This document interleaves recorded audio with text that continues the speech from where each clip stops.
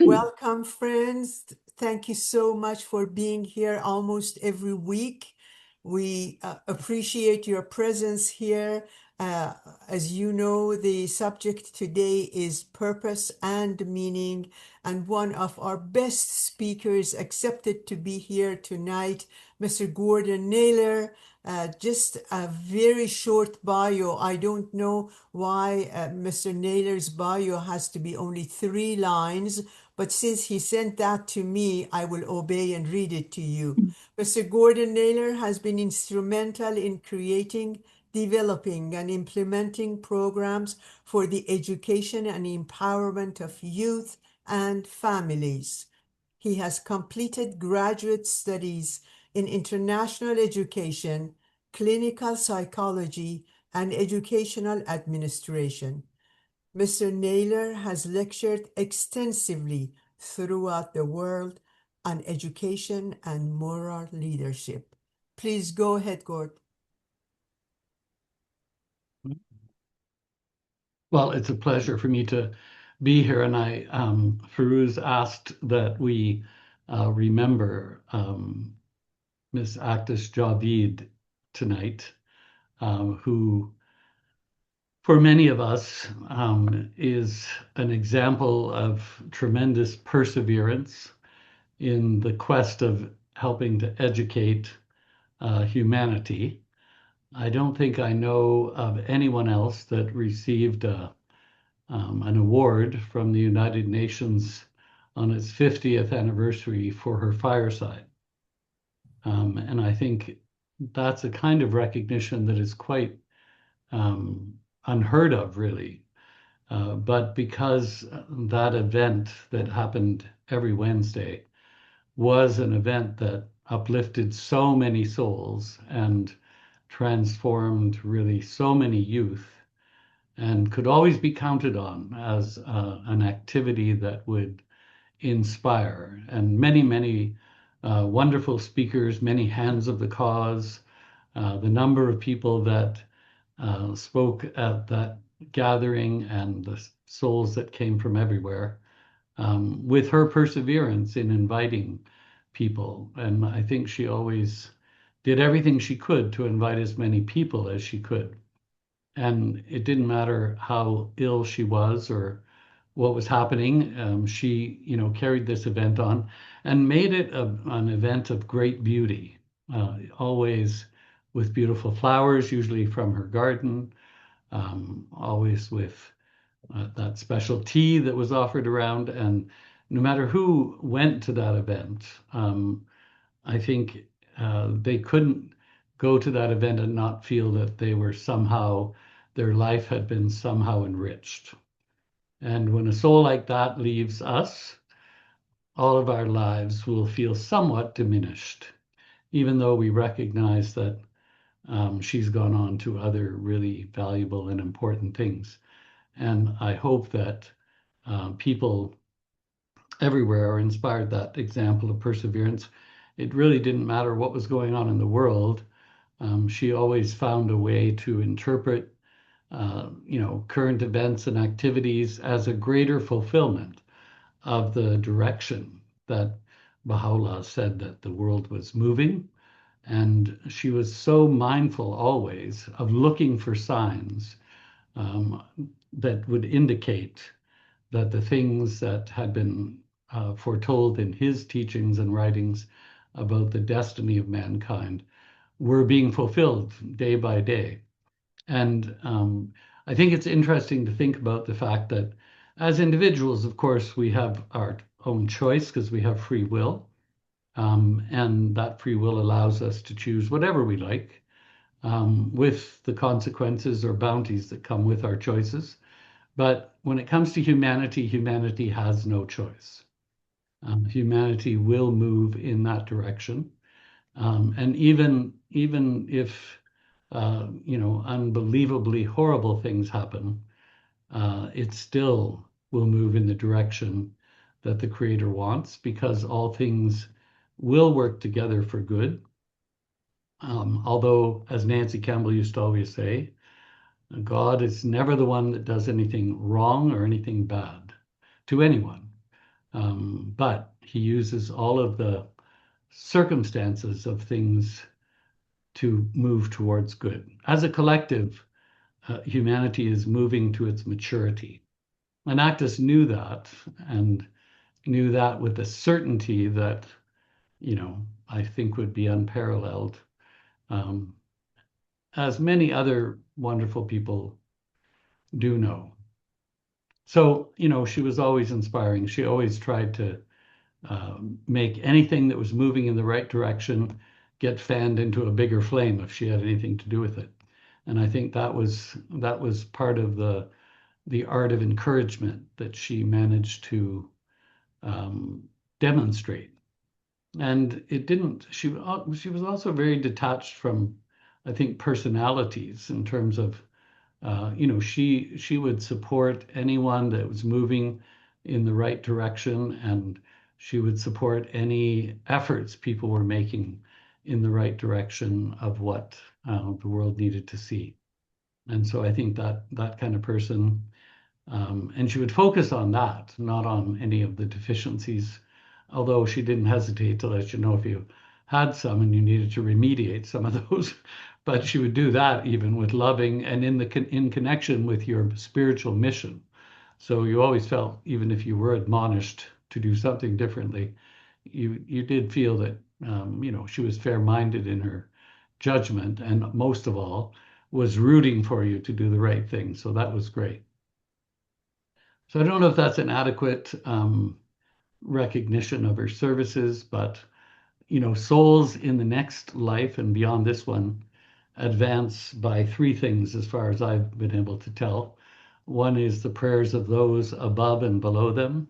The second is by events held in their name that are of benefit to mankind, which, of course, this event that Day dedicates herself to is certainly one of them.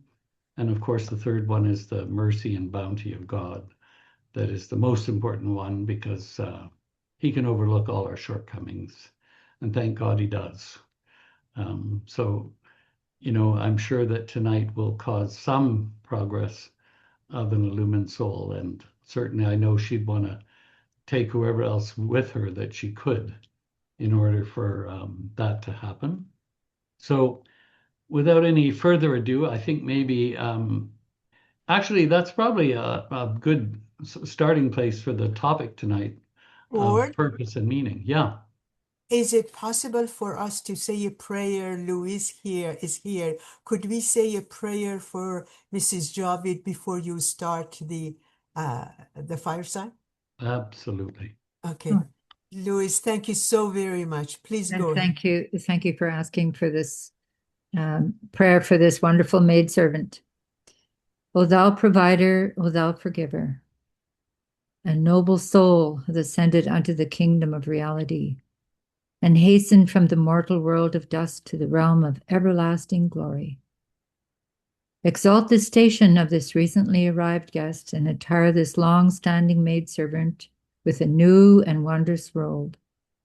O thou peerless Lord, grant thy forgiveness and tender care, so that this soul may be admitted into the retreats of thy mysteries and may become an intimate companion in the assemblage of splendors.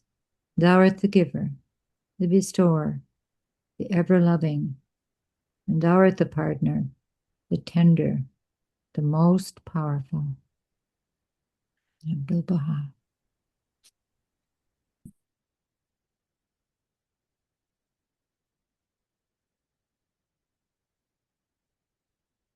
Thank you very much, Louise. Please go ahead. Well, Axis would be the first one to say that we only have one exemplar, and that's Abdul Baha, the son of Baha'u'llah. And in his many writings, he has given a great deal of guidance about meaning and purpose. Uh, and it's of interest to note that although we're talking about meaning and purpose, and maybe discovering that some of the youngest people in the world have showed up here tonight, a whole collection of them. And I'm thinking I was thinking that so many old friends that I remember from so many gatherings are here tonight, and I remember it made me think that when I turned 65, um, I thought my thought was, well, what do I do with Gordon at 65? You know, what is a person supposed to do at that age, and what are the ideas that are floating out there, and what is my purpose and meaning for the next however many years. And I thought it was a good time to do that because our society often uses that age as a marker. But more importantly, I was serious about trying to figure that out. And I thought, okay, when we're trying to figure out, meaning and purpose, I think one of the we often define our progress or our life by ages and stages, um, and often we categorize people as good or bad or somewhere in between. And I think that if there's one really important thing that Baha'u'llah has brought to the world, it's really to make so clear that everything in creation is developmental. And, that approach of everything being developmental, I think it goes a long way to help humanity move away from any sense of judgment. All the religions of the world say that we shouldn't judge others, but then we immediately after that proceed to take our values and judge others. And it's, at least in our own minds, even if we don't say it. And I think that's just an effort on our part to make sure we're doing the right things and make sure that the right things are being done by others so that the world would become better at its best. So that's probably how it happens. And I noted that in 1926, they started teaching religion in schools with the idea that it would make a difference. But they found that as children learned about those things, very often it caused them to look at each other with the eyes of judgment. So it wasn't really going to work that way because technically, when we learn about refining our judgment, it should be in terms of our own development. And rather than seeing ourselves or anyone else as, you know, a judged entity, I think we have to really see ourselves as a work in progress and as going through developmental stages. And even everything in the world is designed in developmental stages, from childhood to adolescence and so on. And this may seem basic, but if we really think about if we really think about it, we would not be dissatisfied, with where we are, other than to be inspired by where we could be. In other words, it wouldn't be necessary to discount or see in a negative light what we've done, but really, hopefully, be inspired to figure out how to move to another level. And one of the quotations of Abdul Baha, he says, everything in life ministers to our development. Our lesson is to study and learn. Money and difficulties are like advantages to us. Tests are either stumbling blocks or stepping stones, just as we make them. So, here he's kind of saying everyone's going to have tests, and these are for our development. And so how we see a test is very important. We can see it as a stumbling block or we can see it as a stepping stone. And I think when you take a developmental approach, you start to realize, you start to see the benefits of identifying it as a stepping stone. For one, it ensures that you're not going to make things um, make things more difficult than they need to be, and you're not going to make something bigger than it needs to be. So everything does have a lesson, and it's extracting from that event that happens to you the lesson that can be. But I do remember actually Will telling me a story once when he was pioneering in Sri Lanka.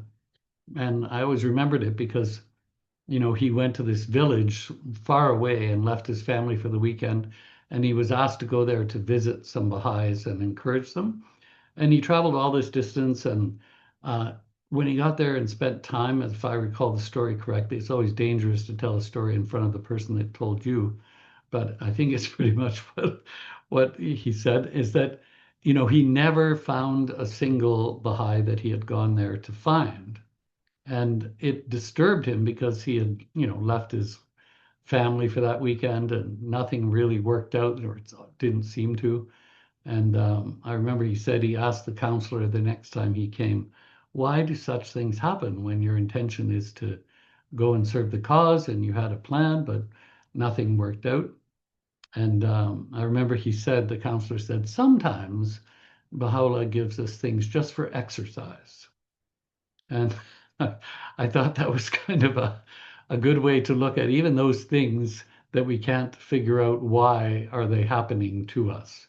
But maybe they're building capacities for our future that will help us. My talk tonight about purpose and meaning is it's pretty clear that if you're lucky enough to know what your purpose is and what your meaning is in your life, then it allows you to pursue things in a different manner. And sometimes we get our purpose from a cause, sometimes we get it from our own, and usually, of course, we have to independently investigate its value and, ascribe its worth. But purpose and meaning are probably the most important things that we need to discover. I saw an interview recently with Elon Musk. Although I don't watch everything he said this thing that the next challenge for humanity, once all of our AI robots take over, um, we take all the mundane things that we have to do and many of the complex things we have to do, then what will be the problem, And he said the biggest problem in his mind is going to be the purpose and meaning. What gives us meaning? Because most people are still defining themselves in terms of what they did, what their work is, and not necessarily other things.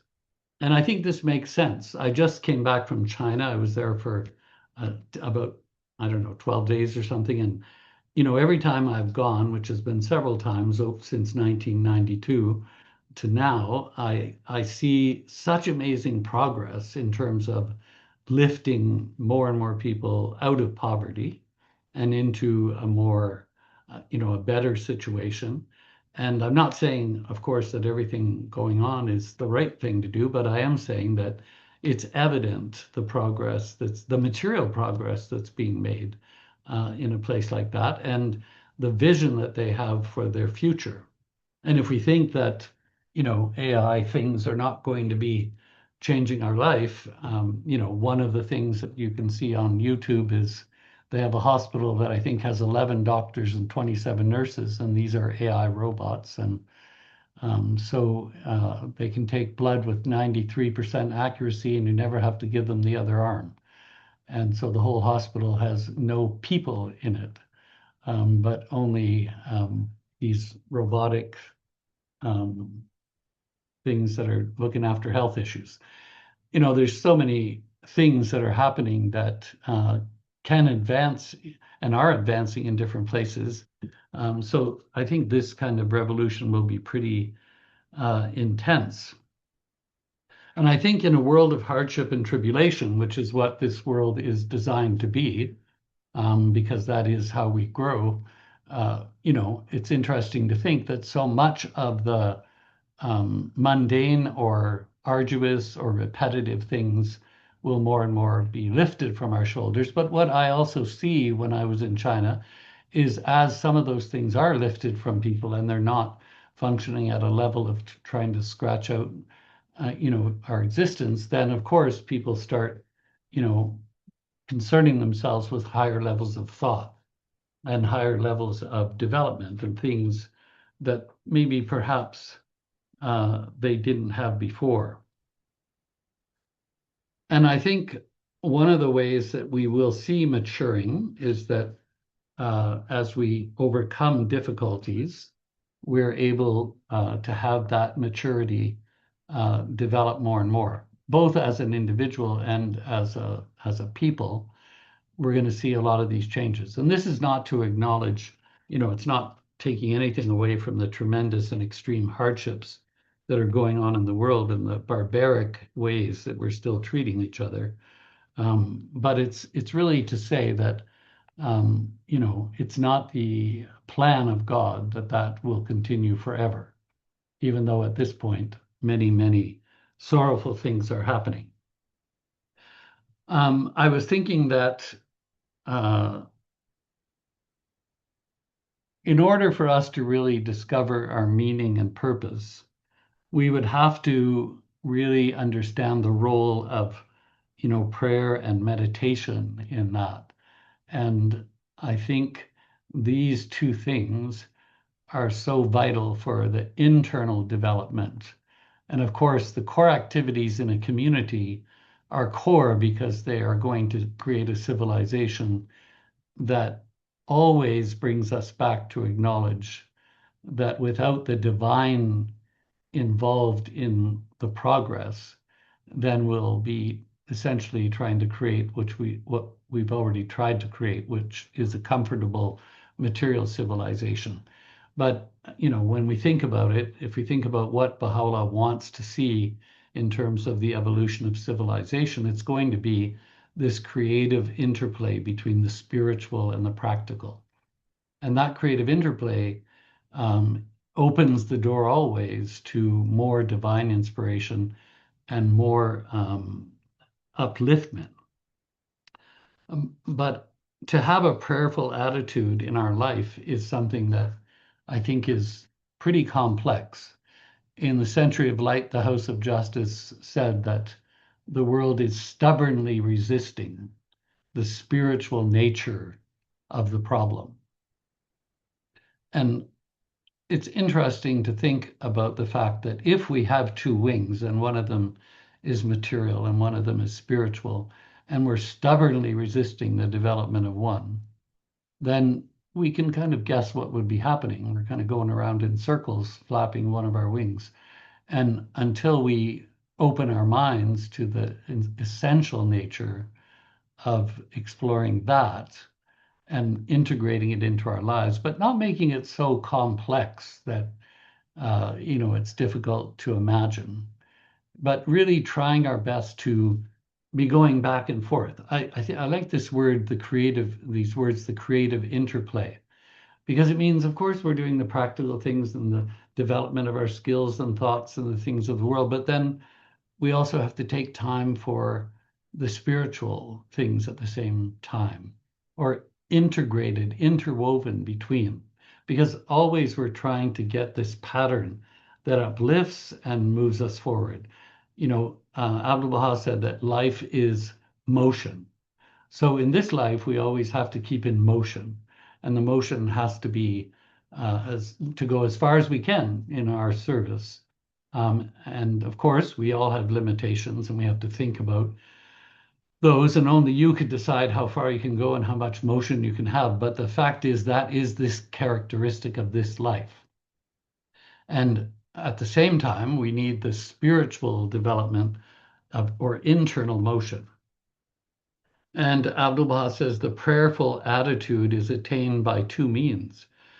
Just as a man who is going to deliver a lecture prepares therefor, and his preparation consists of certain meditations and notations, so the preparation for the prayerful attitude is detaching one's mind from all other thoughts, save the thought of God at the time of prayer, and then praying when the prayerful attitude shall be attained. So there is a condition that we have to switch to from what we're doing in order to be able to have that prayerful attitude, which really puts us in a receptive position for guidance. Because in relationship to God, we need to be in a receptive position, and especially when we're trying to find our purpose and meaning. So, when I was 65 and I happened to be in Haifa and I laid my head on the threshold of Baha'u'llah and said, what do you want to do with Gordon? I have to be ready to hear what comes to me, and then think, is this guidance? Is this something that I could do? But we have to be asking these questions all the time. There's a lot of psychology that talks about affirmations, and I'm not a big believer in affirmations. And I'd say that just because affirmations, one day you believe them, the next day you can't, even though you have to recite them. So I feel like, actually, I found a writing that talked about you pose questions to your soul and your soul answers.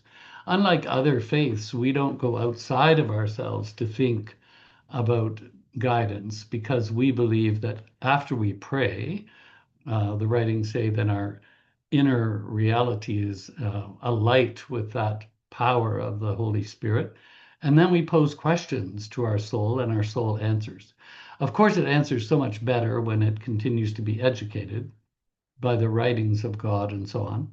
But nevertheless, I see from my own experience, and I'm sure you've seen it as well, that people of every sort get guidance, and people of all backgrounds are often summoned to do things.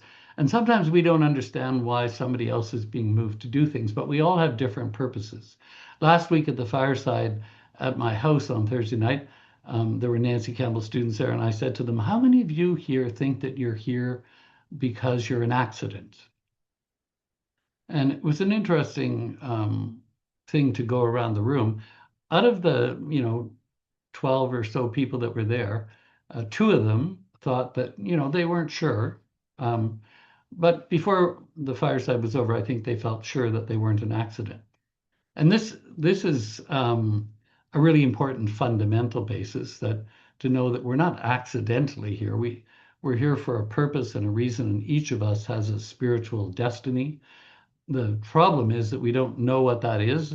And the other problem is we really have to do the work to continually be figuring it out. And it isn't a one-time answer. And I think even our work is considered, to engage in some profession is highly commendable. For when occupied with work, one is less likely to dwell on the unpleasant aspects of life. Well, this is interesting. I've heard that work is worship. I didn't really hear that it was a distraction. Um, so much. And here the writings are saying it's a distraction from the unpleasant things of life. And maybe we think about why that is. It's because it brings us to a state of service, right? Like all work is some form of service if it's aligned with, the benefits to ourselves and others. But it is a distraction on the one hand, but he also likens it to worship. And then he says, every individual, no matter how handicapped and limited he may be, is under the obligation of engaging in some work or profession. For work, especially when performed in the spirit of service, is, according to Baha'u'llah, a form of worship. It is not only an utilitarian purpose, but has a value in itself, because it draws us nearer to God and enables us to better grasp his purpose for us in this world. So one of the ways to understand purpose is to get to work. And I think that's an interesting, simple thing. Sometimes, and many of us have had different tasks or getting to work at something that we didn't even think was something that we'd want to do or like to do. And sometimes we maintained our position that we didn't like to do it, but we still had to do things that we didn't like to do because it was important for others or it had another kind of purpose. But here it's saying that if it's still done in that spirit of service, that it will have this effect, and it will help us to understand what God's purpose is for us. Now, there are many things that, let's say we're lucky enough to have an idea about our purpose. When I was 65, putting my head thinking, what are we going to do with Gordon? uh, you know, really, what do we do with him in a society that says at 65, you're pretty much done. You should just be putting your feet up and, uh, you know, doing whatever you like. so there's all kinds of things being said out there, but the fact of the matter is, I haven't found anything like that in the writings.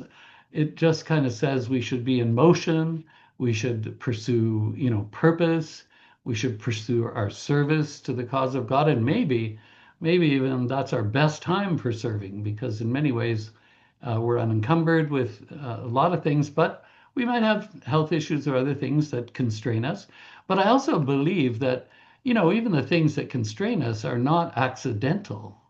You know, there's a great wisdom in restraint and constraint. And when that constraint comes from the Creator, meaning that we might be going through, I'm not saying that He causes the things that we go through in terms of health, but I would say that He's well aware of those things and He's well aware of the nature of those obstacles. And it seems like our challenge in this world is always to surmount obstacles as much as we can and to be able to do as much service as we can. Because ultimately, as you reflect back, and as everyone here knows, you reflect back, then you do see the value of what it is that you've gone through. There may be a time, and like in Ellen's life, who was diagnosed with. I remember I was elected to the National Assembly in 2000, and in April of 2000, and in June, Ellen was diagnosed with terminal cancer and given 2 years to live. And that was like, I was thinking, why is all this happening? Like I could have, been able to serve more, and it definitely took a lot of adjustment in our lives, but it was also in many ways a wonderful experience. And of course, they were wrong about that. And although doctors, at one point they gave her 2 years, at another point she had 1 year, at one point we had 3 days, and then 15 years later she passes away. And this is in the finest hospitals in Toronto. So you have to think that what is the ability of human beings to know when somebody's life is over, or more importantly, what is the value of someone's life in staying alive? Because I know to my children and my grandchildren, the things that she was able to do in those years had a profound impact on their lives and on their ongoing work that they've done and many other people's lives. And then in the Baha'i community, we have such a different view of our life that we can be inspired by opportunities.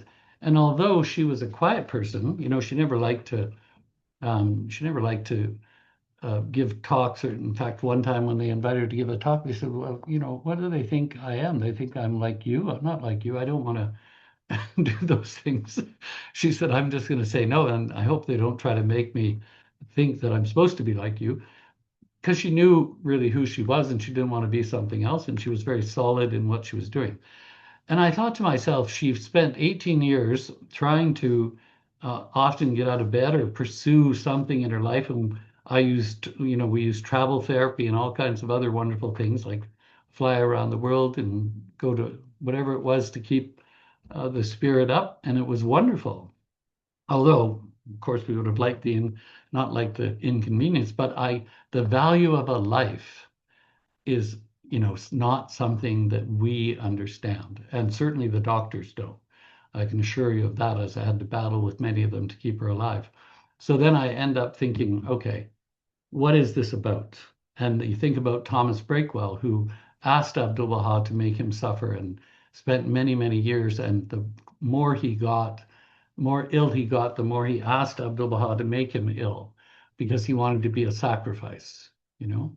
And that's not something the world's going to understand, but that was his purpose. And I heard that when Abdu'l-Baha would receive his mail, he'd sift through all of his mail until he came to Thomas Breakwell's, and he would, kiss it and put it and inhale it, breathe in, because he said he could inhale the fragrance of his love and devotion, to the Blessed Beauty. And although he passed away, a poor man in a suburb of Paris, just able to do a children's class without any means and buried in, a pauper's field, the Guardian declared him to be one of the three luminaries of the United Kingdom. So again, what do we know about the value of a person's life? and what it means, what the suffering means of a person's life.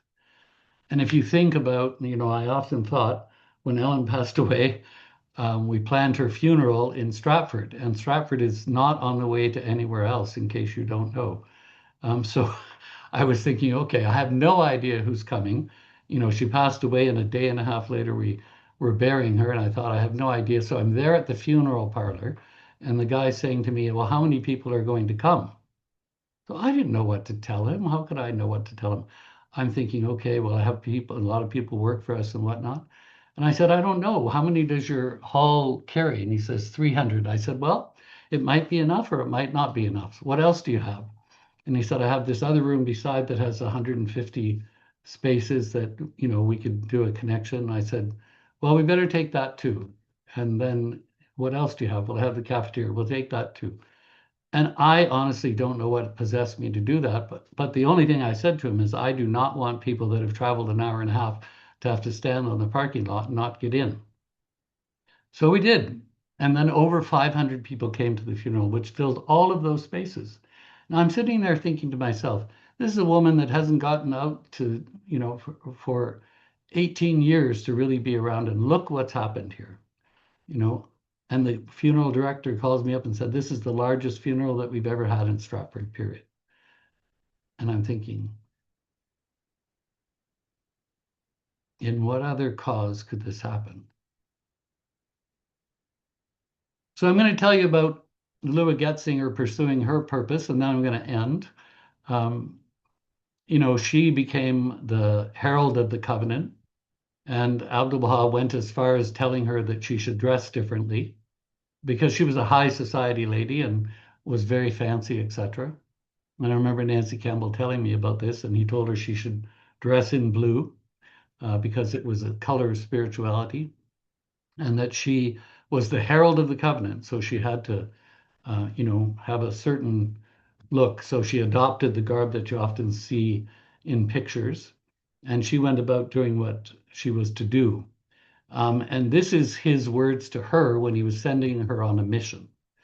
And I went over these with the students last week in terms of pursuing your purpose, whatever it is, and whatever you think that's come to be through your own prayer and meditation and asking, posing questions to your own soul about where you are and where you should be going.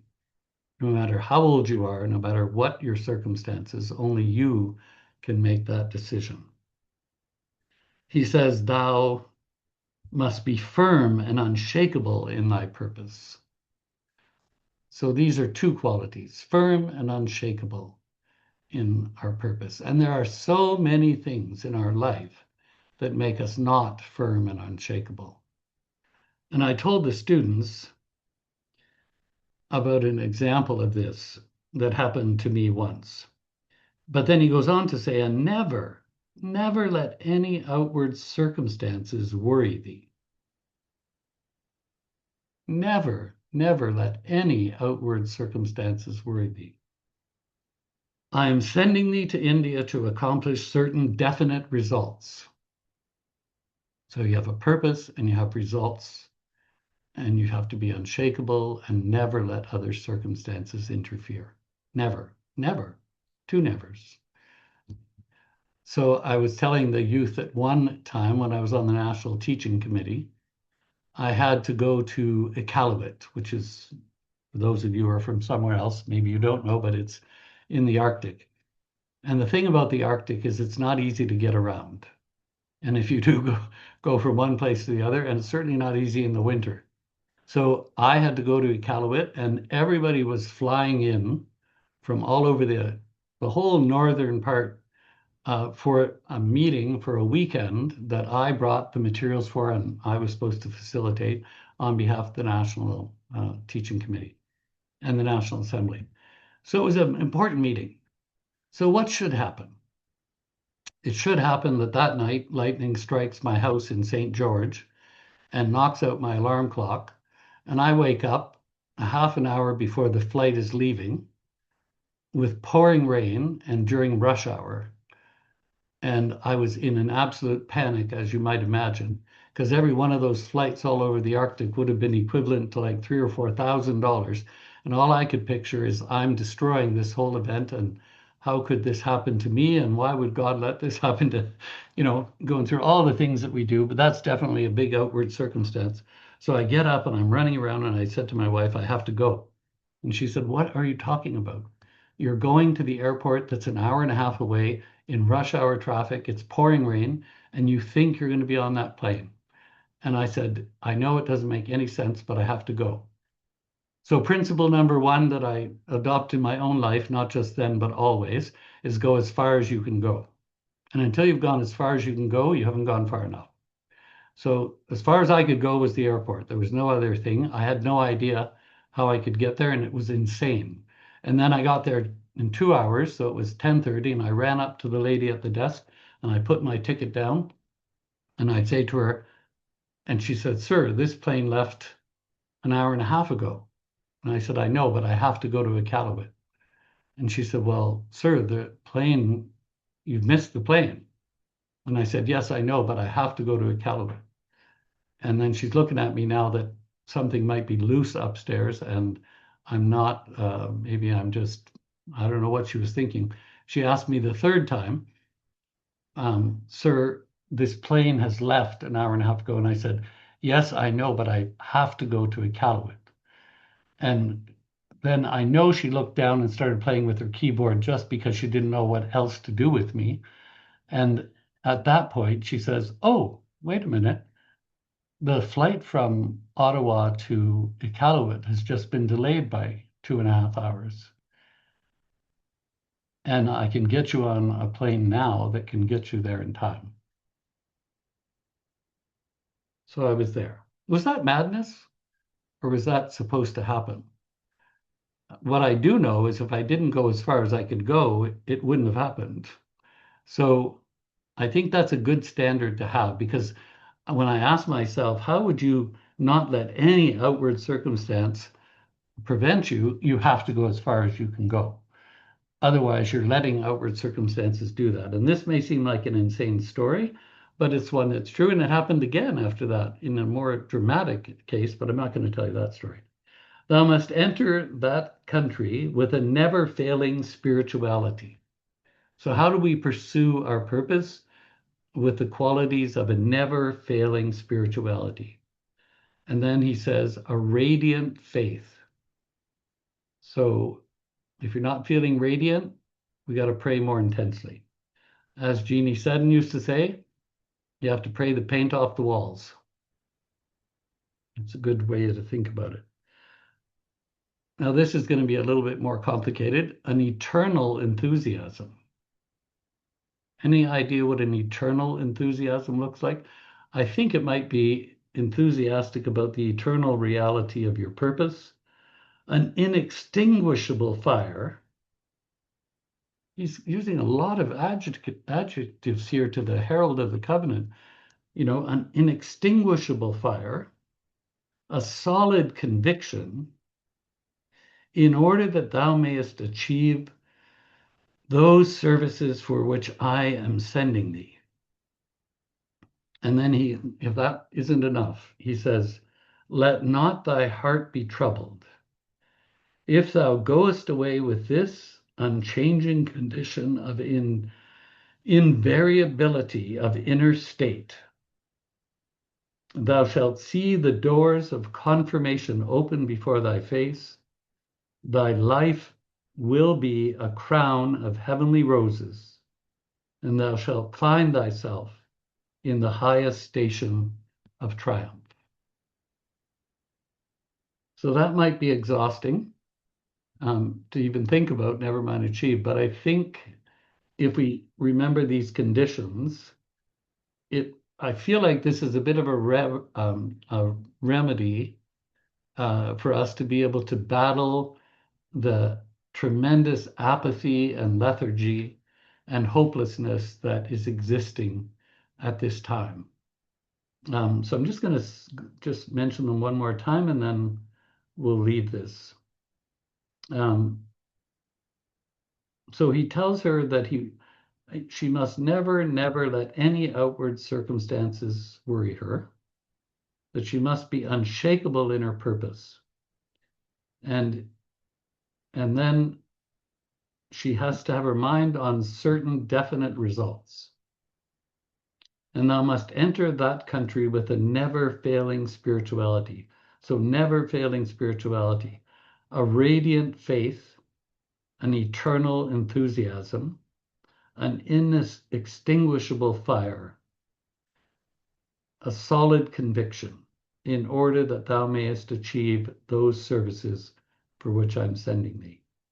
And then once again, let not thy heart be troubled, if thou goest away with this unchanging condition of invariability of inner state. Thou shalt see the doors of confirmation open before thy face. So these would be the ways. Now, maybe just the final thing we could say is I remember when I was on pilgrimage and Mr. Furtam was there, somebody asked him, how do we know if it's guidance?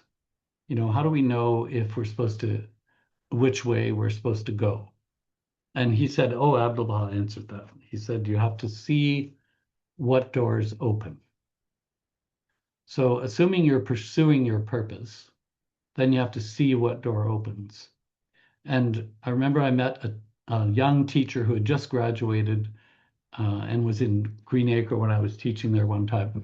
And she said to me, I don't know if I should teach at Nancy Campbell Academy, or I should teach at Maxwell Baha'is School, or I should teach in Quebec, where she was from. And I said to her, oh, that's interesting. It's a hard decision to make. Where have you applied? And she said, well, I haven't applied anywhere. And I said, well, then you don't have to decide anything. You're not going to get a job anywhere. You have to apply at all of them and then see which door opens. So I think sometimes there's the practical side is we have to take the steps in the right direction and as far as we can go. And then the other part is where does the confirmation come from? So to me, that's how we get guidance. We put ourselves in motion, we go as far as we can, and we ask God to confirm. And He does that by opening doors. And if those doors don't open, then it's time to really reassess. Have I gone as far as I can go? Should I be thinking about some change? Is my purpose really what it's about? Because there isn't a clear roadmap at every point in our life. But it is clear that we're always searching for our purpose and our meaning at every point in our life. So I know that it's everyone's desire to be of the utmost service to their children and their grandchildren and their families and the people around them. And in humans' hearts, there is this desire to make a difference. And I think we all have different roles and purposes. None of us are here by accident. I have no clue what your purpose is, but I do know that if you really desire to discover it, and you keep with the idea that it's never completely discovered and you never know what God intends for you in your life, then I think we remain open and we can receive guidance and it becomes clear. So I hope that is at least probably more than enough, considering some of you are up till 2 in the morning, or most of us might have been, or it depends on who. But I don't know if other people, I'm sure, I mean, here we have in this, I was going to say in the room, but I guess it's like a room. We have so much collective wisdom. We have probably, like centuries of collective wisdom here and experience. And I really hope that some of you share anything that you think might be helpful in this quest. Thank you very much, Cord. Really appreciate it. There's a question in chat, and they want to know, where are you reading about Loa Getzinger? Oh, okay. That has come from, it's Star of the West. Notes by Ahmad Sorab, quoted in Star of the West, October 16th, 19 13, page 208. If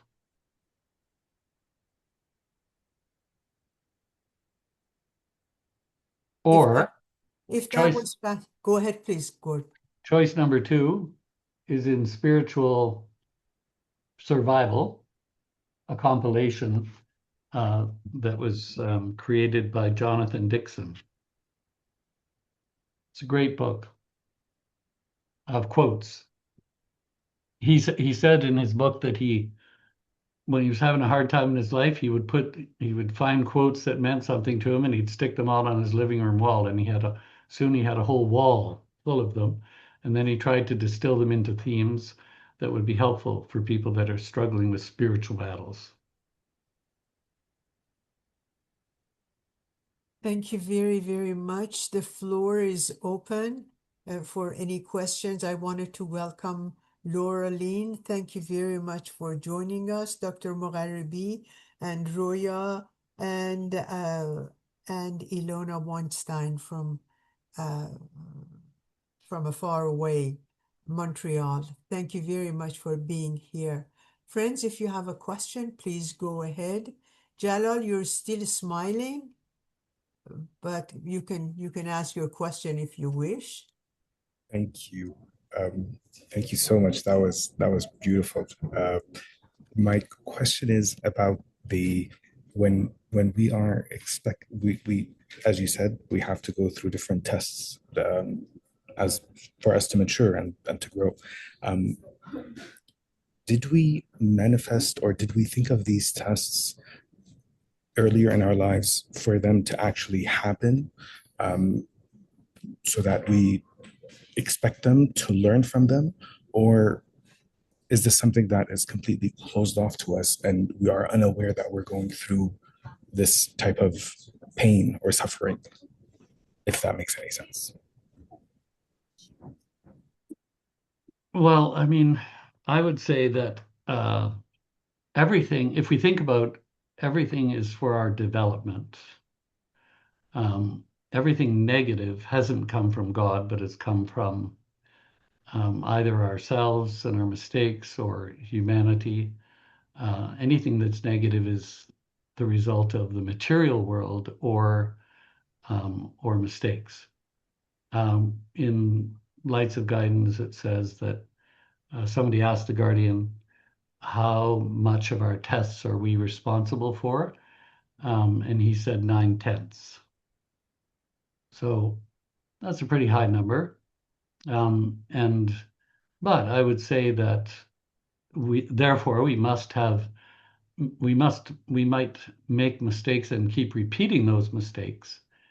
But to believe that God is repeating a test for us would be not correct. In other words, tests that are sent from God are ones that have to do with our development. But then there's a lot in the writings, and especially in this compilation, about surrender.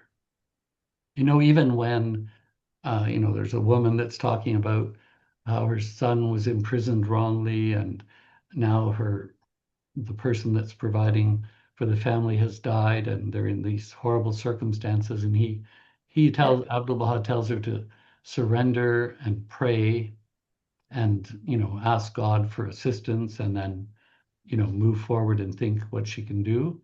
So even in kind of circumstances where maybe, that wasn't something that she had, but people face over and over, the tests were a lot about material things and not having enough, and those kind of tests, right?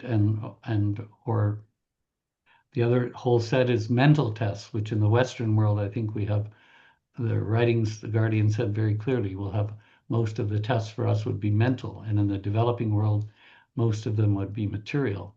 So, it depends on where we are, but does it really matter what the tests are? What matters is that we're not victims. We might have been victimized, but that doesn't make us a victim by nature. We are transcendent beings by nature. And so by nature, that means we can look at what is our situation And how do I figure out how best to transcend that and become something richer because of it? And of course, not have to worry about what other people think about what's happening to us, which is another big issue when we start thinking about other people's opinions, or whether they start thinking they know why we're having tests and all that nonsense. Essentially, Abdu'l-Baha says you have to be looking at your goal and where you're going, and don't look side to side, because you're going to have your furrow going all over the place, and then we're going to have some accidents.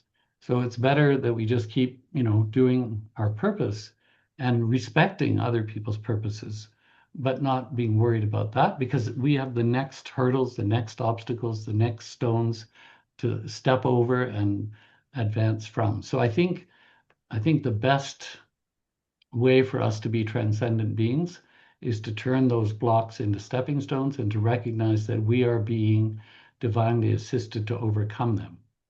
And it doesn't matter how many times they come to us, and how many times we fail, and how many times somebody may do the same thing to us, we can still overcome that.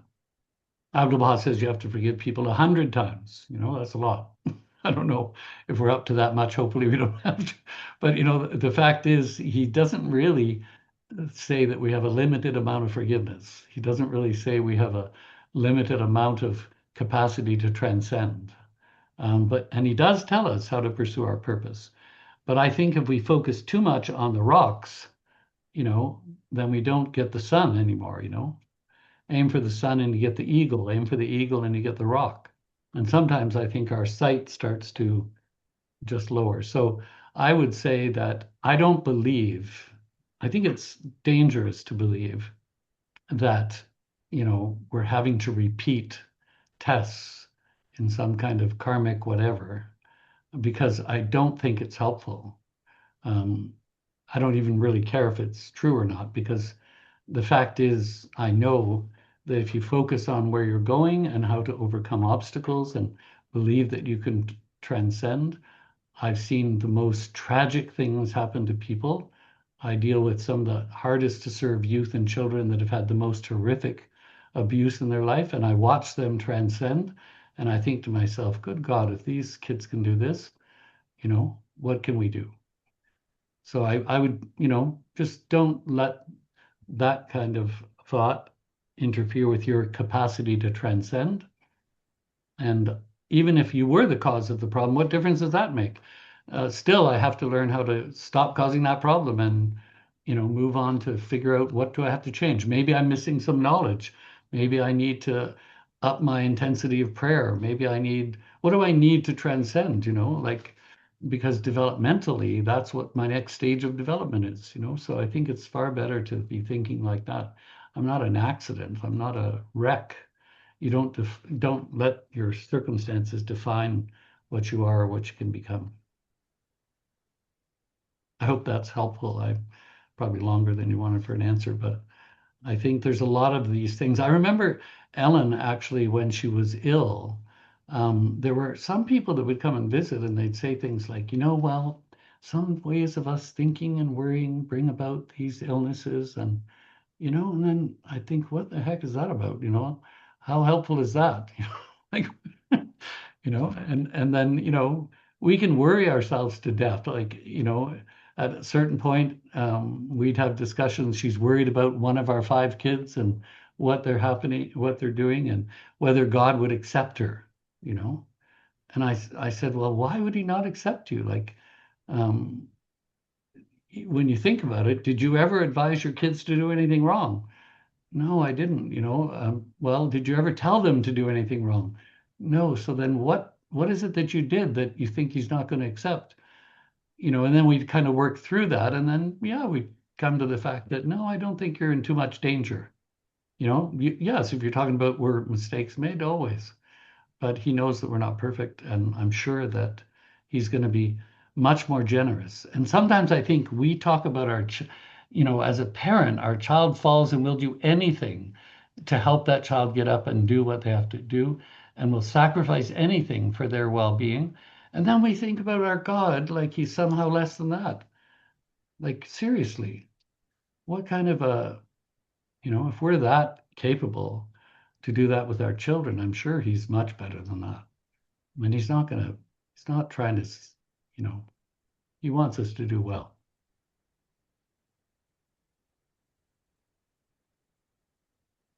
Thank you. Thank you, Gord. Anybody else? Any more questions?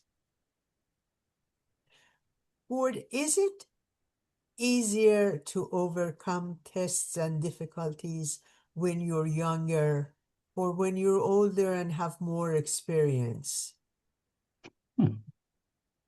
I I think God is very sophisticated and very capable and very creative at coming up with the most well-crafted test for each of our stages of development because he wants us to grow.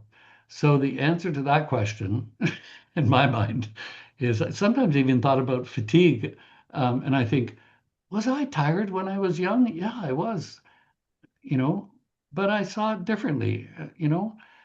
So even it doesn't matter what stage of life we're in, I think he's very crafty. And I think we're willing to, we acknowledge that suffering is part of life, but we even may acknowledge I'd like to suffer. I'm willing to suffer, but I have ideas about how I'd like to suffer. Don't be coming up with some creative thing that I'm not ready for, like, or I never thought would happen to me.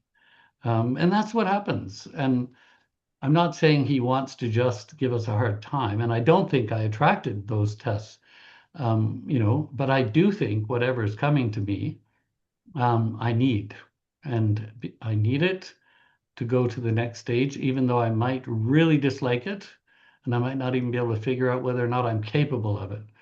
But I think if we know we're transcendent beings, then we know we can figure it out. And consulting with each other is also helpful. I read something last night that I really don't know if I missed it. I think I knew it, but everything in creation has a fruit. What is the fruit of man? And when I read this, I thought, you know what the fruit of man is? Love. And I thought, well, what does that mean? That means I have to, if I'm a tree, I should be having dangling love all over me. And then I think, what would that look like? If I was to become a person that was able to love everybody? I remember meeting Laura Davis when I was about 19, and she gave a talk, and honest to God, I thought she could love, uh, you know, anything. That was something that just radiated through anybody, anything. And I thought, oh, that's amazing. And I could tell that she loved every human being. And I remember being quite shocked by it. She was just giving a talk, but I have met some people that have that kind of love. I don't think I have that, but I do know that I'm trying to have more fruit in my life. And of course, our grandchildren, our children, these are the little, I used to tell my kids when they were testing me, you are my vehicles for perfection. You know, you're, you're, you're causing me to go beyond whatever I thought I might have to go beyond. And to overcome my prejudices, my thoughts. And it really was true, but it was also the greatest source of development. But I had to love my tests. We had to love the cancer. We had to love the sense of loss that we'd experienced. It made every moment richer. Are we happy that it happened? No, we weren't happy it happened, but it was something that we had to surrender to, not to beat us, to keep figuring out how else are we going to do this? How else are we going to make life fun and, more love and maximize every moment?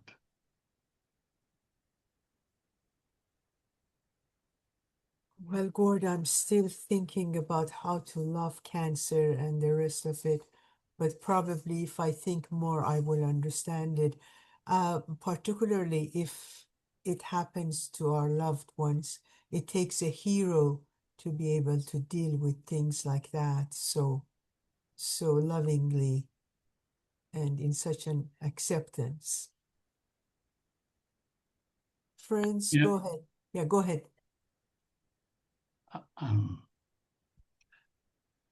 I was just thinking it was funny. The National Assembly showed so much love.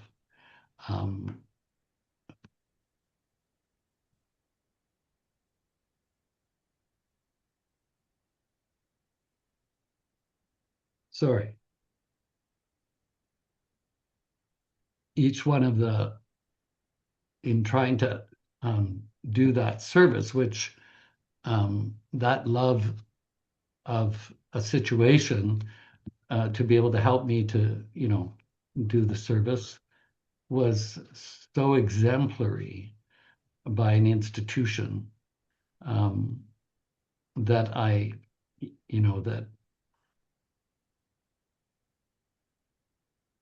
don't quite know why this is overwhelming me, but at the same time, it's probably because it's the nature of that. One time I flew to Quebec when Ellen was sick, and I went anyway because she would always tell me I should go. And I got there, and they did a check-in to see how, and they heard everybody's story. And I went to the washroom, and I came back, and they said the National Assembly has made a decision, and we decided you have to get back on the plane and go home. Because they knew if they didn't make the decision, I probably wouldn't have gone. And Ellen wouldn't let me go, but because they did that, I had to obey. And I thought that's such an interesting use of power, to make sure that everyone was being loved. And I think we have so many people surrounding us that really do love and care about us, and we have to learn to rely on that love.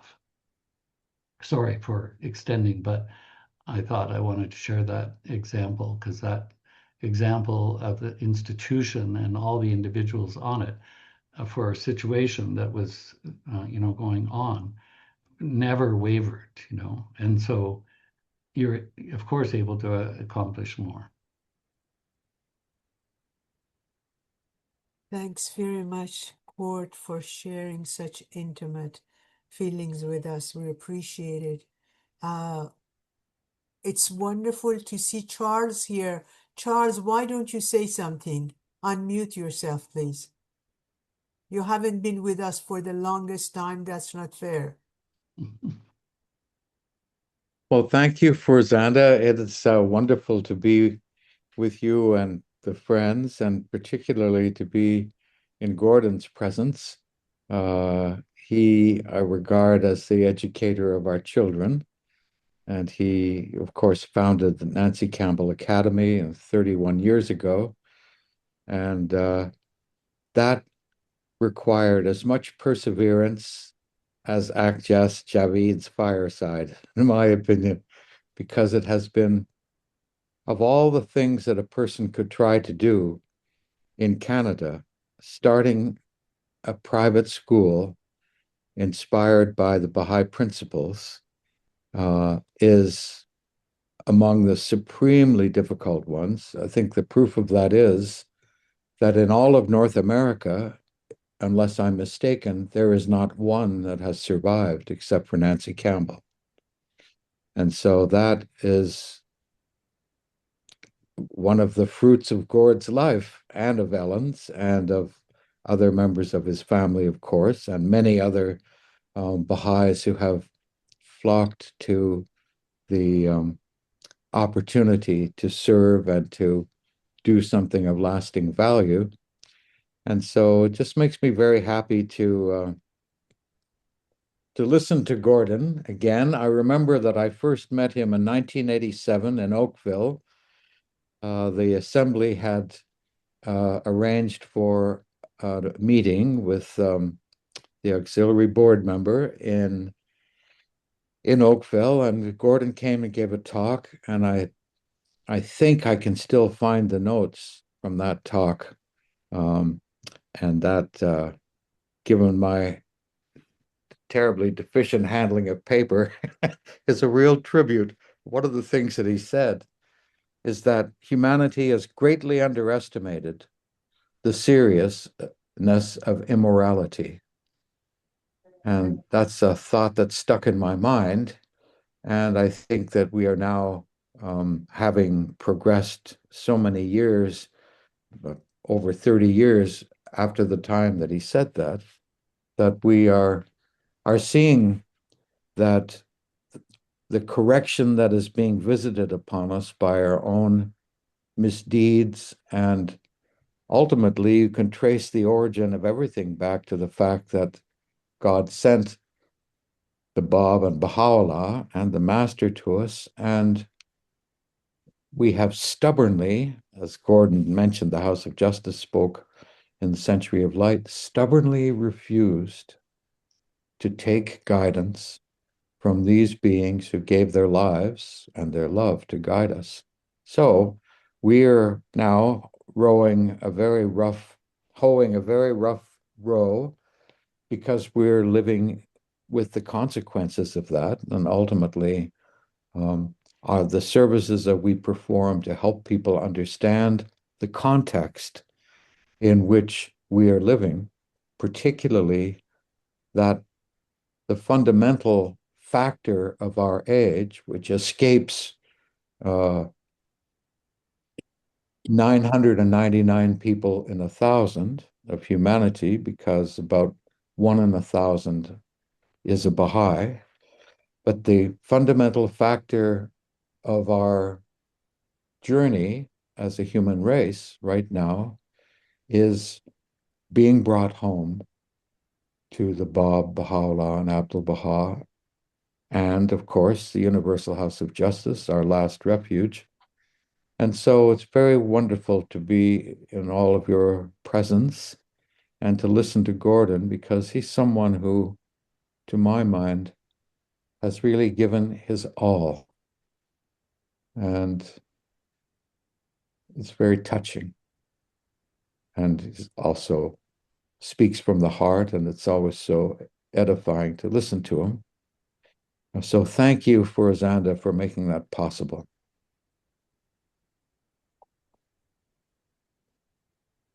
Thank you, Charles, for all those kind things. And the feelings are mutual.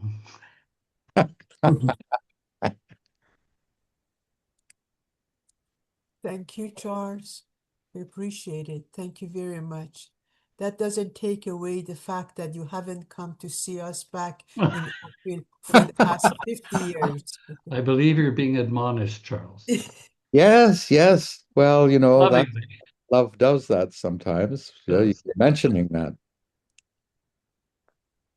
Please go ahead, Mr. Interpol. Please go ahead. My friend Gordon, um, I got that. I got an invite from a friend that my good friend Gordon Neal is giving a presentation this evening.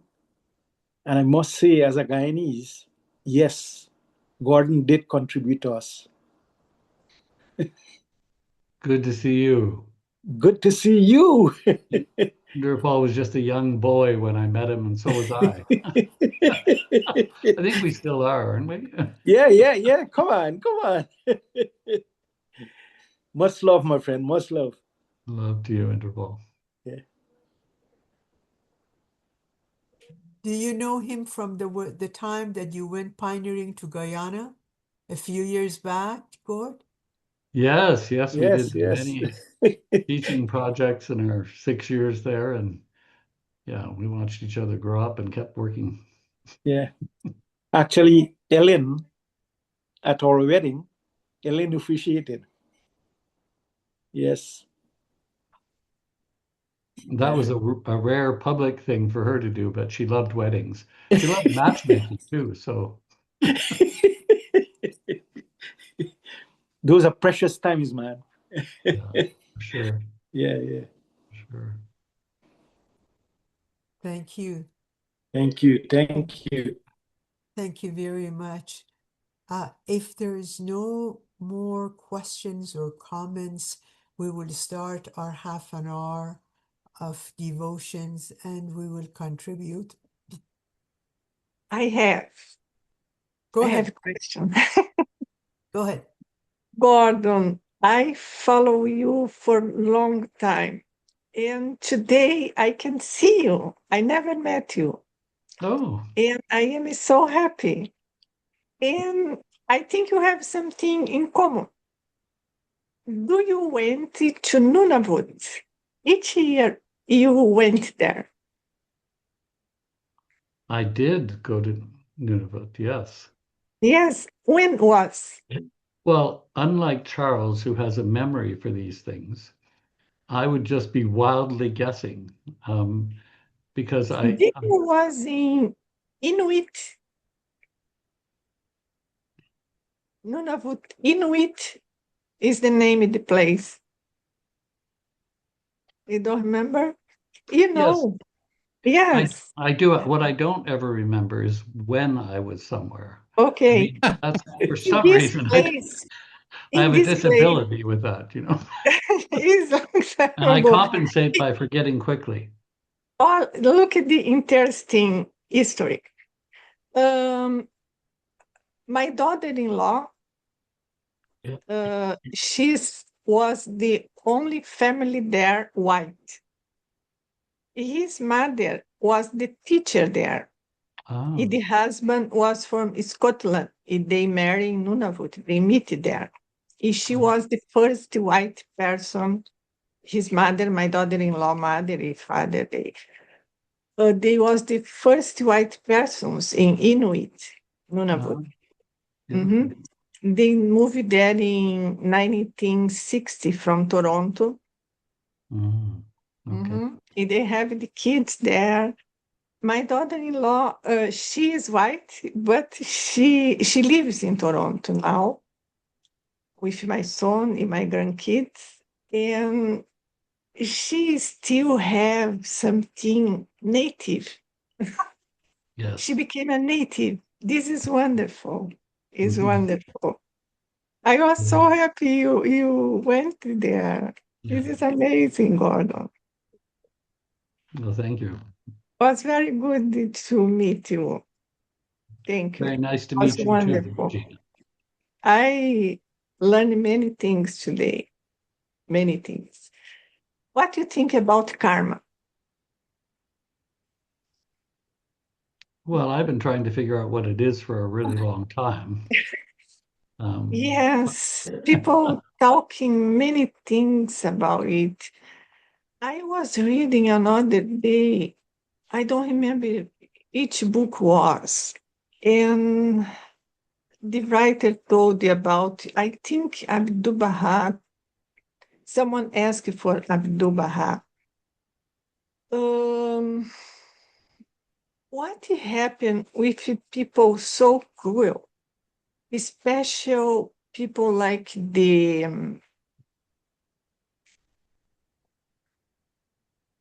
best, the terrible guy who was so bad for Baha'u'llah, the mhm. son of the, I can't remember the word in English. Then the answer was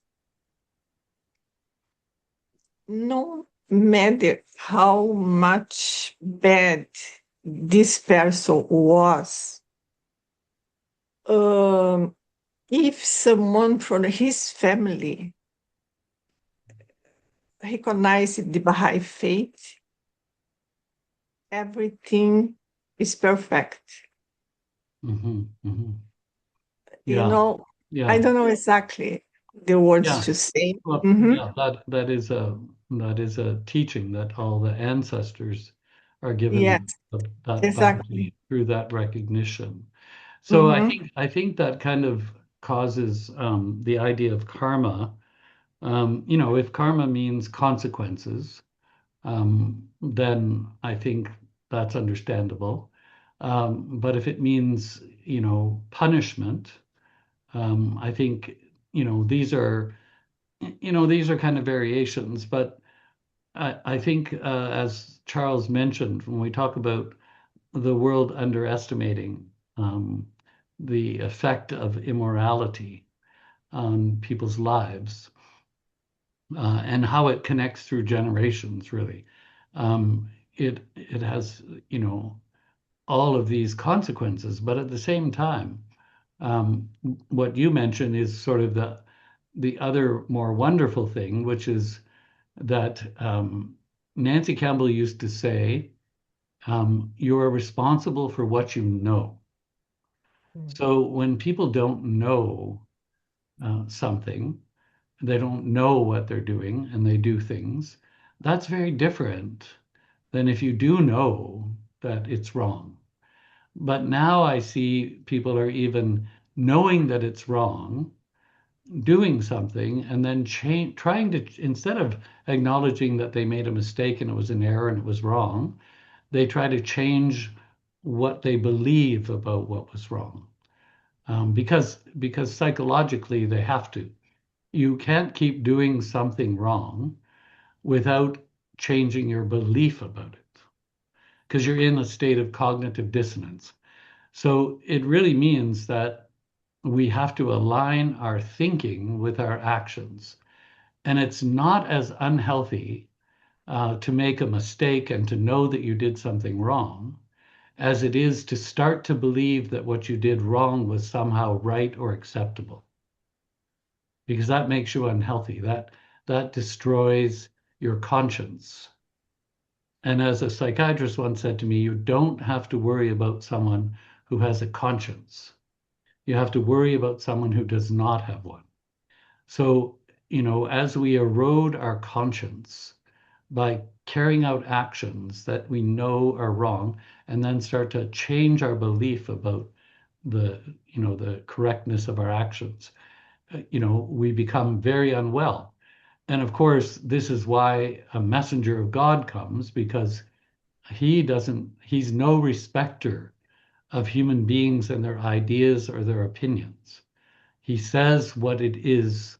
He says what right is and what wrong is. He says what you should aspire to and what you have to align your life to. It's not an opinion. Even I see sometimes Baha'is read the letters of the House of Justice and then decide whether or not they agree with that opinion. The House of Justice is not an opinion, it's a judgment. And the judgment is based on the revelation. So I have to true myself and my behavior with that.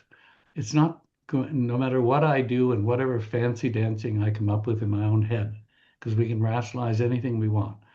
That's going to make me more and more unhealthy until I come to the fact that no, I did something wrong and I have to figure out how to get myself aligned. So with my kids, I always would tell them if something was going astray, you have to bring your life in line with what it is Baha'u'llah wants. It doesn't matter whether you're 5 or 20 or 50 or 60, it's still, this is not an optional thing. And to the degree that we do that, our life becomes richer and richer, and our development becomes increased and accelerates. When we retard our development, it's because we spend a lot of time with our idle fancies and vain imaginings, and we pursue those. And that's just a kind of distraction that is debilitating our development. But even if we have to do that, because again, maybe we did it, and so that's fine. If we did it for 2 years, 5 years, say you're sorry, get yourself back on the road and stop whining, because seriously, that's how we're going to correct it. Sometimes we don't even know why we do things. Sometimes we are confusing ourselves, and we don't really need to spend a lot of time there. We just need to spend a lot of time realigning, affirming our purpose, discovering what else we can do. And that would be far more productive. It even says, don't spend time looking at your shortcomings. Spend time thinking about your strengths and how you can advance the good things. It isn't that God doesn't know how to weigh these things. He's just saying, basically, it's a waste of time. If you did waste time, well, then you wasted time. So now get back. Wouldn't be the first time a human being wasted time. And nothing you've done so far has surprised God. So, really, he's capable of absorbing the most outrageous things you've done. It's not a prescription to go on doing them, but it's a recognition that no one is unforgivable. And at any point, we can take up our purpose again. And that's to transcend even our own losses, even our own imaginations, even our own rationalizations. They're probably the worst of all. The insistent self, he said, is the devil in our life. So just, it's okay. Developmentally, you did that, and developmentally, you may need to go that little, distraction. Now get back on the road because you're wasting time. And if you can't, then get help. Talk to people, figure out how to make your entrance, because you got to get back on the lane. If your car goes off the road, you got to figure out how to get it back on the road. You don't say, should I just sit out here in the field forever?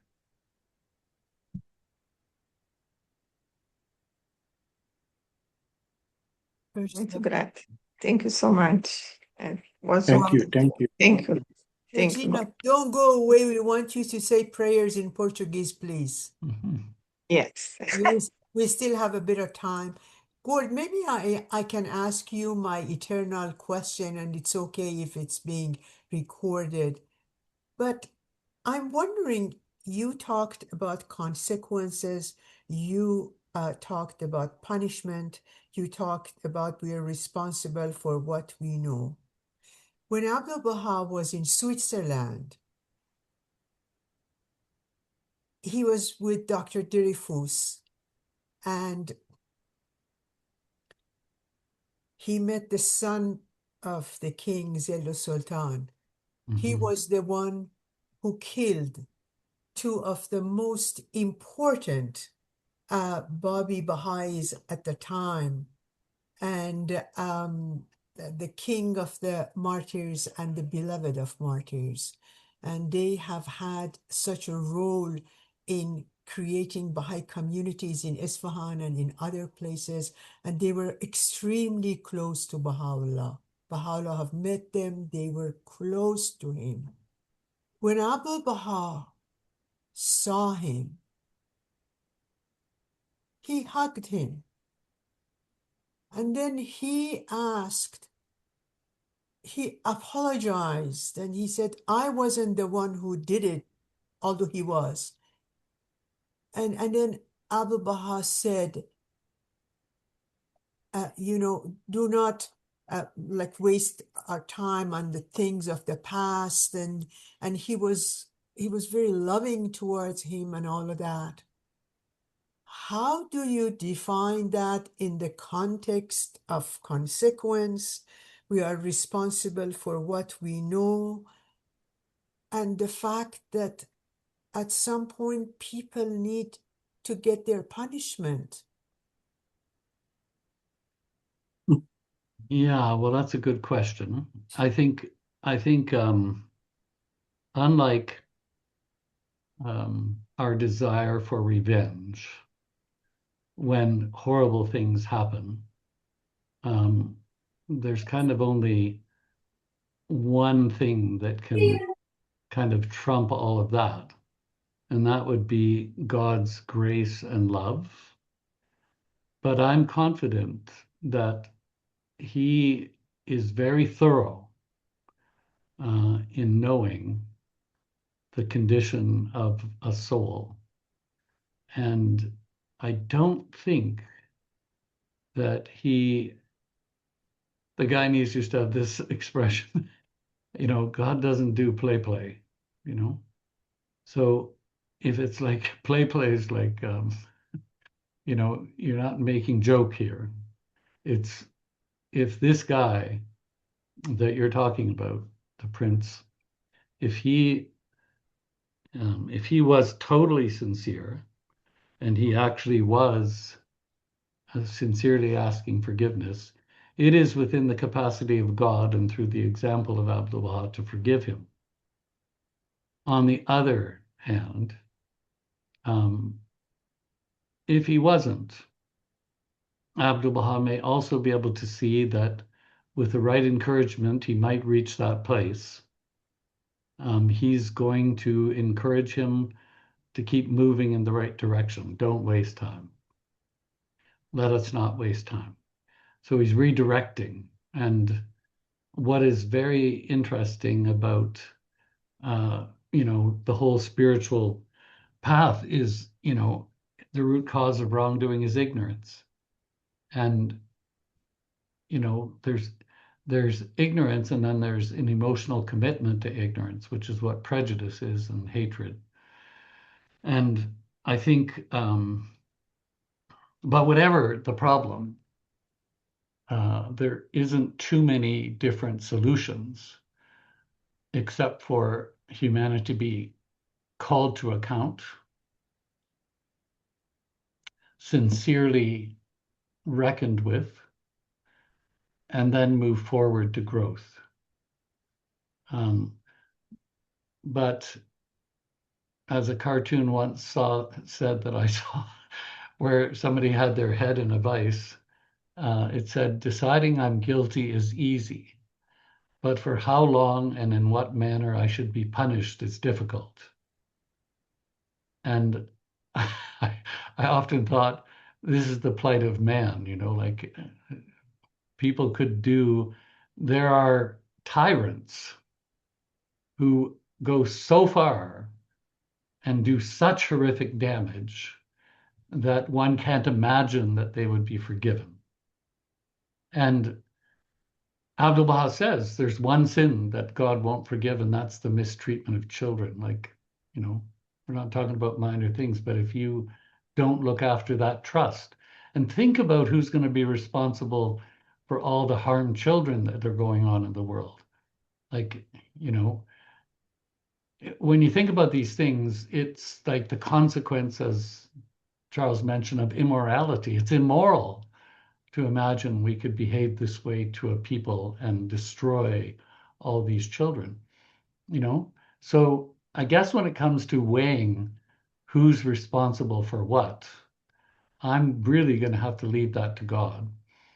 And when it comes to weighing who should be consequenced and how, I don't want to be there.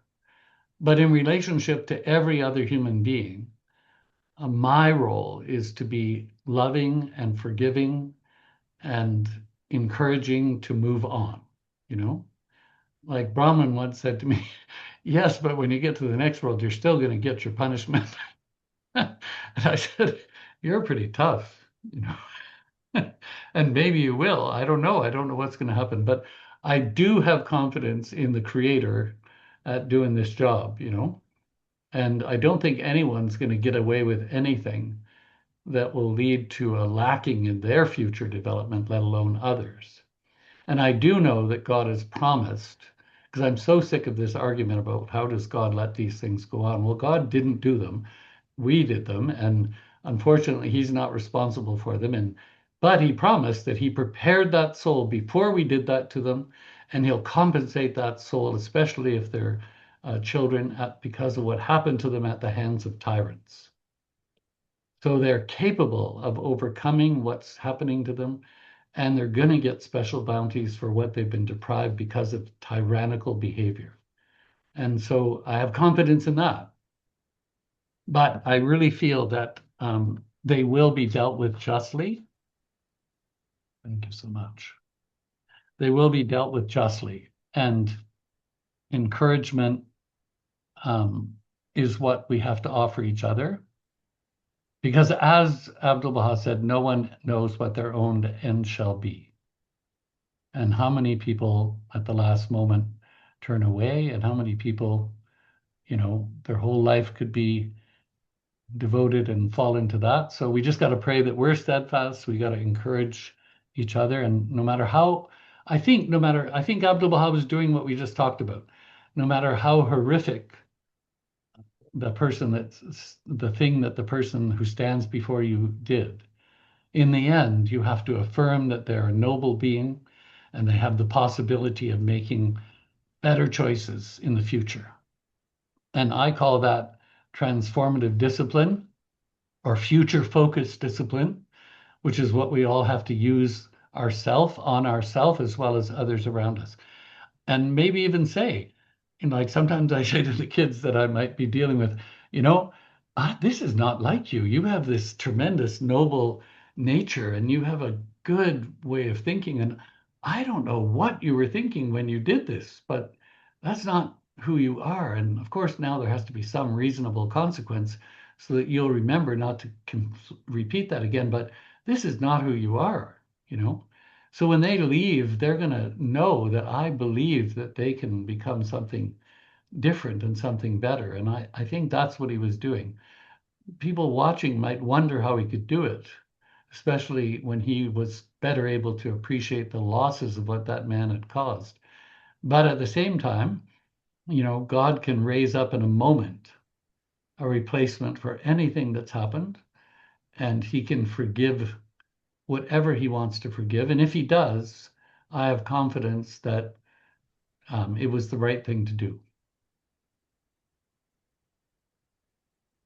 Thank But you, I don't Gord. think that story represents the full outcome.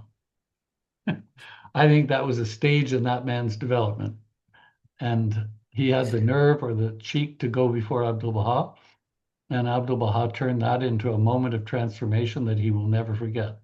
Whether he does anything about it in the future is entirely up to him. But he has a chance to do something. And if he can go from that moment forward and say, you know, I knew different at that moment and I changed the way I thought and what I did, then I think that will be rewarded and will at least diminish what he's got to face later. Thank you, Gord. I really appreciate it. Thank you very much. Friends, it's 10 to 9. I'm wondering if we could have some prayers. We could have a Portuguese prayer. Regina, are you there? Can we see you, please? Regina? Yes, I am here. Will you, Jalal, why did you leave? Jalal, come back. Thank you. Jalal. I think you're being admonished a little too, Jalal. The library is gonna close in 10 minutes. That's why. Oh, So I'm gonna wait oh, for the last minute and then leave. I'm just I preparing everything. apologize. Take your time. I wanted you to say a prayer. I'm sorry. Don't worry about it. Okay. No, I no, apologize. maybe he can do it first since he's got 10 minutes. My goodness. 12 minutes. 12. So Go ahead, Jalal, then Regina, maybe share, whoever, please.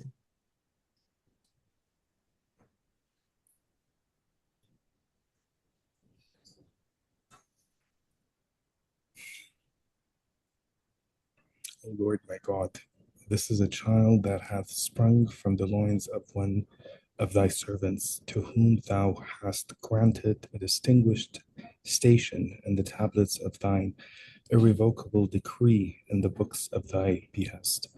I beseech thee by thy name, whereby everyone is enabled to attain the object of his desire, to grant that his child may become a more mature soul amongst thy servants. Cause him to shine forth through the power of thy name. Enable him to utter thy praise, to set his face towards thee, and to draw nigh unto thee. Verily it is thou who hast from everlasting been powerful to do as thou willest, and who wilt to eternity remain potent to do as thou pleased.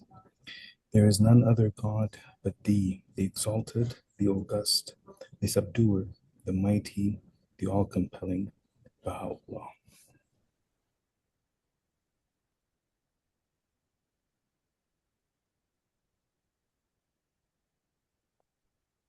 I will say the tablet of visitation from Baha'u'llah. Sorry, from Abdul Baha. Ele é o Todo-Glorioso. Ó Deus, meu Deus, humilde em lágrimas, levanto as mãos suplicantes a ti e cubro minha face no pó desse teu limiar, o qual está elevado além do conhecimento do sábio, acima do louvor de todos os que te glorificam. Bondosamente dirige o teu servo, e submisso à tua porta, o olhar da tua misericórdia, e imerge no oceano da tua graça eterna. Senhor, ele é um pobre, humilde servo teu, extasiado, implorando-te, cativo em tuas mãos, rogando-te fervorosamente, pondo em ti sua inteira confiança. Em prantos em tua presença, invocando-te e pedindo-te nestas palavras. Ó Senhor meu Deus, concede-me tua graça, para que eu possa servir teus bem-amados. Fortalece-me em teu serviço. Que minha fronte se ilumine com a luz de adoração em tua santa corte e de súplica a teu reino de grandeza. Que meu ego se esvaeça com tua ajuda. A entrada celestial de tua porta. E eu me desprenda de tudo dentro de tuas santas plagas, Senhor. Do cálice da abnegação, permite-me sorver. Com suas vestes, adorna-me em seu oceano. Imerge-me, faze-me como pó no caminho de teus bens amados. E permite que eu ofereça minha alma em holocausto pela terra que as pegadas de teus eleitos em teu caminho enobreceram. Ó Senhor de glória nas supremas alturas. Com essa prece teu servo te invoca ao alvorecer e à noite. Satisfaz o desejo de seu coração. Ó Senhor, ilumina seu coração e alegra sua alma. Acende esta lâmpada em serviço à tua causa e a teus servos. Tu és o dispensador de graças, o compassivo, o generosíssimo, o benévolo, o clemente, o misericordioso. Abdu'l-Bahá.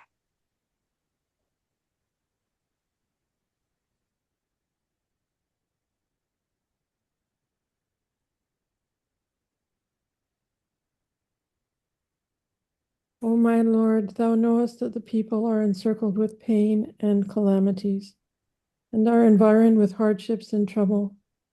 Every trial doth attack man, and every dire adversity doth assail him, like unto the assault of a serpent. There is no shelter and asylum for him, except under the wing of thy protection, preservation, guard, and custody. O thou, the merciful one, O my Lord, make thy protection my armor, thy preservation my shield, humbleness before the door of thy oneness my guard, and thy custody and defense my fortress and my abode. Preserve me from the suggestions of self and desire, and guard me from every sickness, trial, difficulty, and ordeal. Verily, thou art the protector, the guardian, the preserver, the sufficer, and verily thou art the merciful of the most merciful.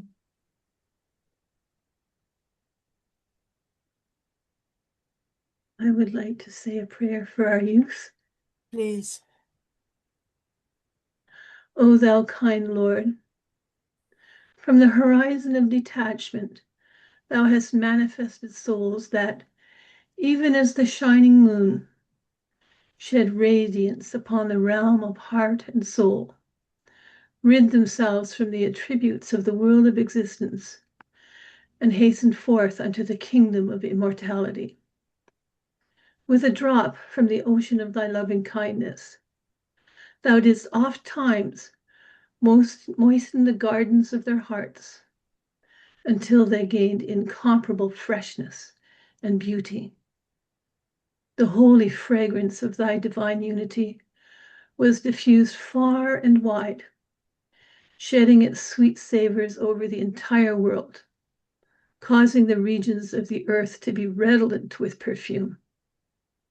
Raise up then, O Spirit of purity, souls who, like these sanctified beings, will become free and pure, will adorn the world of being with a new raiment and a wondrous robe, will seek no one else but thee, tread no path except the path of thy good pleasure, and will speak of naught but the mysteries of thy cause. O thou kind Lord, grant that this youth may attain unto that which is the highest aspiration of the holy ones. Endow him with wings of thy strengthening grace, wings of detachment and divine aid, that he may soar thereby into the atmosphere of thy tender mercy, be able to partake of thy celestial bestowals, may become a sign of divine guidance and a standard of the concourse on high. Thou art the potent, the powerful, the seeing, the hearing. Abdul Baha Ya Bahalapa.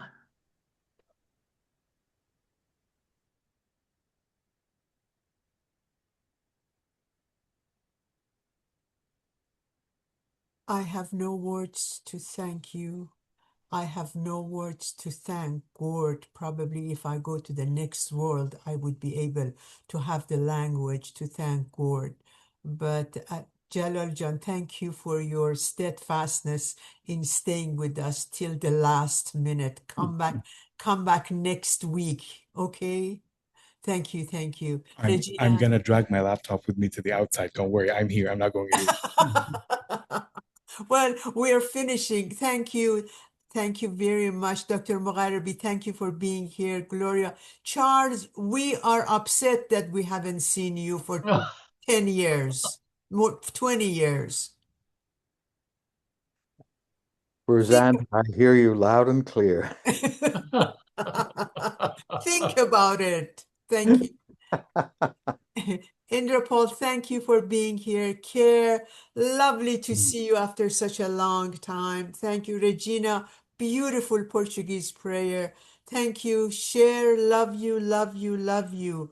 And thank you for all of you who spent your Thursday evening with us after a long Wednesday evenings. Gord, we love you. Thank you so Well, I much. love you all. Have a great night. We appreciate it. Special love, Cher. Thank you. Bye. Bye, bye.